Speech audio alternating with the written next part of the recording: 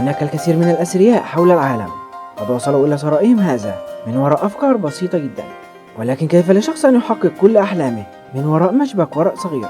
ليس هذا فقط، بل وصل به إلى كل هذه الشهرة حول العالم. هذا ما حدث مع الشاب الكندي كايل ماكدونالد، الذي كان شابا عاديا وبفكرة بسيطة جدا غير بها كل حياته. حيث كان كايل جالسا في مكتبه الذي كان يعمل فيه كالعادة كل يوم، فلمح مشبك ورق أحمر اللون. رجعت إليه فكرة جنونية جدا، وهي كيف يحول هذا المشبك لشيء أكبر وأفضل منه.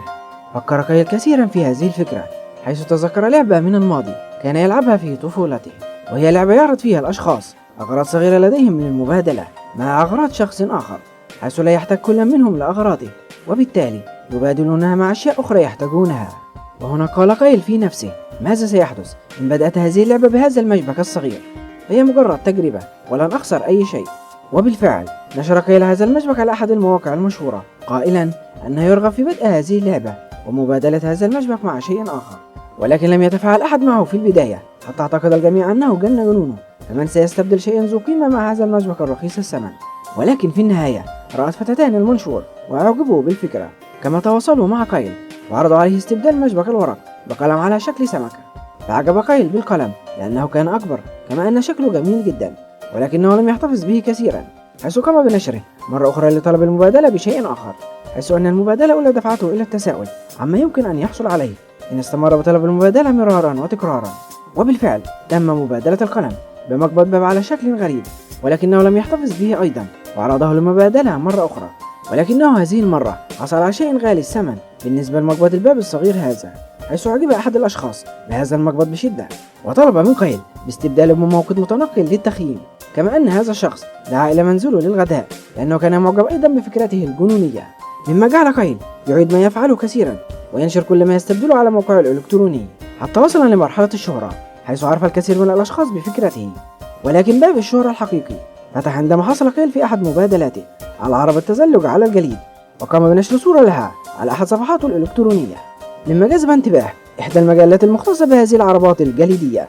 فقررت المجلة الاستفادة من الأمر للحصول على بعض الدعاية لها، فتواصلت المجلة معه وعرضت عليه أن يمنح العربة مقابل إقامة مسابقة صغيرة على التلفاز يقول فيها أن هذه المجلة تقدم رحلة لشخصين إلى إحدى الجبال الجليدية في كندا. وبالفعل قام كايل بتصوير المسابقة، ولكنه بالصدفة العجيبة أثناء التصوير ارتدى كايل سترة كان مكتوب عليها اسم أحد الشركات التي تنتج الأزياء الموحدة، وصادف أن المسؤول عن هذه الشركة كان يشاهد التلفاز في هذا اليوم، ورأى كايل مرتديا أحد ستراته التي تحمل اسم شركته، مما دفعه للتواصل معه طالبا منه أن يعطيه تذكرة الرحلة مقابل شاحنة صغيرة. وبالفعل حصل كايل على الشاحنة، ولكن في هذه النقطة أدرك كايل أن فكرته تلاقي نجاحا كبيرا، فمشبك الورق الصغير قد تحول إلى شاحنة، والتي هي بالتأكيد أكبر وأفضل، ولكنه أراد ألا يتوقف عن المبادلات، وهذه المرة كانت المبادلة مقابل عقد يمنح حامله فرصة تسجيل ألبوم موسيقي. ثم عرض العقد للمبادلة، واكتشف أن هناك الكثيرين أرادوا الحصول على هذا العقد، ولكنه اختار المبادلة مقابل عقد إيجار لنصف المنزل لمدة عام كامل.